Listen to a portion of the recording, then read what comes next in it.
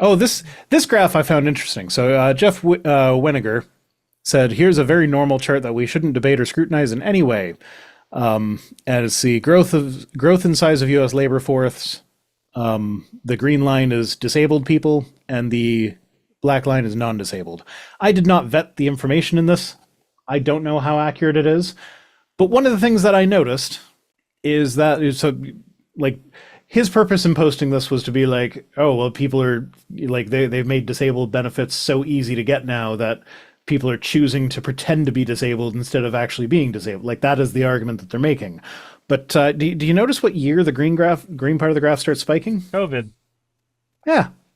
starts. I wonder if the thing that can cause long-term disability has anything to do with the increase in disability. Have you noticed that like people seem to have memory hold COVID? Yes. I've noticed a lot of right wingers like will do this shit where they'll post a graph like this, and then there will be some thing that happens in 2020 that we are supposed to scrutinize, and they just like they'll never give any context for what happened in 2020 that could have caused that, and it feels so strange because it feels like as somebody who's watching like the United States go into another war where people seem to have forgotten like all of the mistakes that we made going into the war with Afghanistan. It's like everybody going, man, Islamophobia seems to have really gotten way worse, starting somewhere around 2001. But I have no real idea how or why that could have happened. That's so strange. Just like, this just feels like it's going to be the next version of that, where people are just going to memory hold this incredibly important event that explains a lot, but they like to play coy. Yep. So, yeah, I did not verify the data in this graph, so it wouldn't surprise me if it was just wrong or there was something else deceptive about it as well. So, I'm not even sure how you could call people who aren't in the labor force because of disability part of the labor force. So I'm not sure what this graph is even looking at. Like, are they people that are on disability but still work in some form or another? Germany's economy seems to have tanked in the 1920s and 30s for some reason, and seems to have suddenly spiked somewhere around the late 30s and early 40s. We have no idea what explains this graph. There was no real, like, major event that happened around that time, but, you know, it's just details. Yes, I know there are disabled people who have day jobs. I'm just saying that this graph is not clear exactly what it's actually looking at. The titles just don't, they're not clear enough. Lady Badass says, yes, hello, person on disability here. I get $1,000 a month for everything. Bills, groceries, rent, and if I didn't live with my family, I'd be homeless. People don't know how little people with disability actually get. Yep. $1,000 a month is nothing. Yeah, That's not even rent. $1,000 a month doesn't cover jack shit. Most places will charge you way more for your rent alone. When I met my partner, she was living in a tiny 2-bedroom apartment, and it was $1,700 a month. So that'd be about $1,400 US. Sure. So like, go down to a 1-bedroom apartment that is also tiny. It's still going to be over $1,000. Yep. And we live in an area of like we live in a region that is called it is colloquially called Toronto's bedroom, because so many people live here because of the cheap housing and then commute to Toronto for work. So I'm in an area where the housing is cheap, and it's $1,700 a month for a tiny 2-bedroom apartment. Sarah Chikorita points out $1,079 a month plus $298 for food stamps. The rent is where they live is $580 plus power, and it's hard to get by on even that. So like, food stamps being only $298 is a little wild to me, because I remember this is Florida numbers, but 2010 when I graduated, and I was just then experiencing people getting on food stamps because their wages were not high enough to support themselves. Most people tended to get like between $150 and $200 on food stamps, and groceries were like a fifth of their current cost in 2010. Maybe closer to a fourth, but still, it's crazy to me that those numbers don't get to go up higher. And I know that like Sarah lives in the New York area, where things are generally more expensive in general. So, man, this whole system's broken.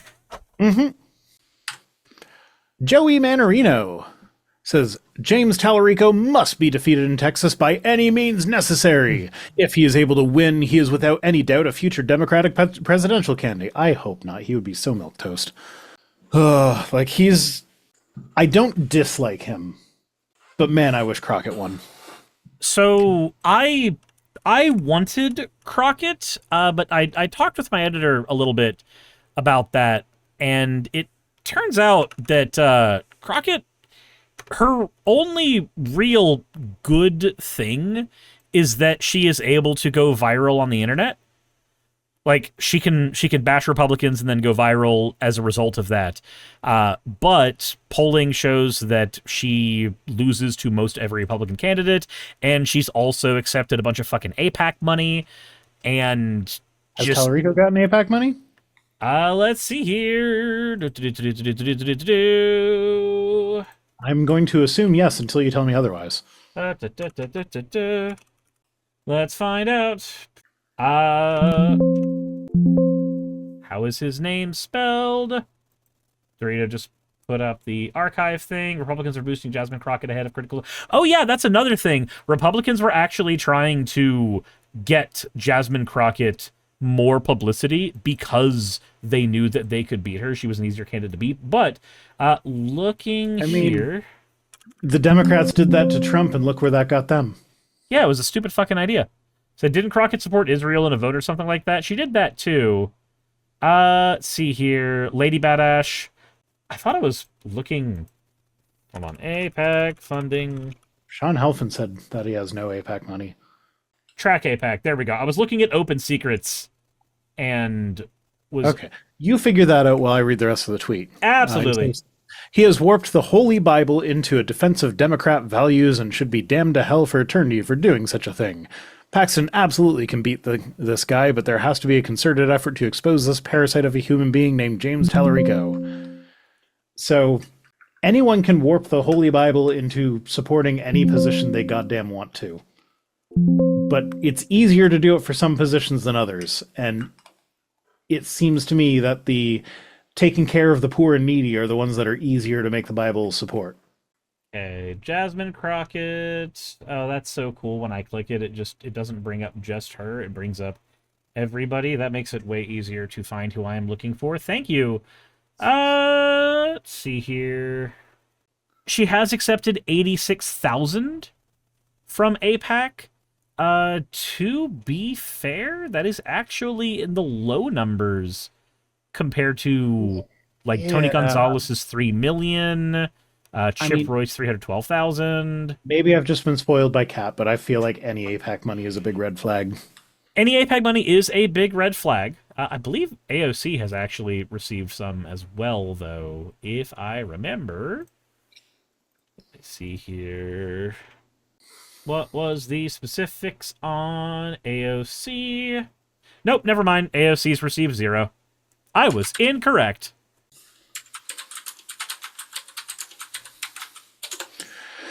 Okay.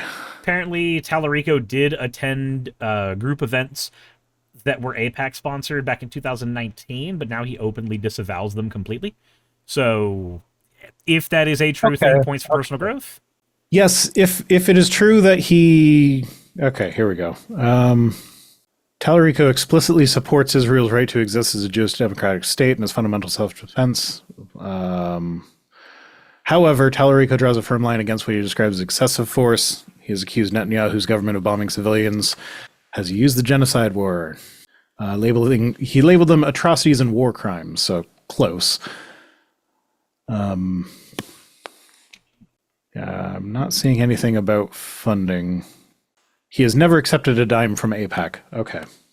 Okay, I suppose just on that one specific issue, that does kind of bump him a little bit ahead of Crockett. Hakeem Jeffries has received 5.5 million. Jesus fucking Christ. Yeah, okay. get dark money out of politics. Just like no more PACs. Just eliminate PACs. The super PAC is not a thing that existed 60 years ago, and it does not need to exist right now. At least I believe it was 60 years ago when the super PAC started existing. Correct me if I am wrong, chat, on the timing there. I don't know, but it was that one Supreme Court decision. What is it? The one that said corporations are people. I'm blanking on what it was called, but it wasn't all that long ago. And that is where the dark money really started to hit the fan. The first super PAC was created in 2010?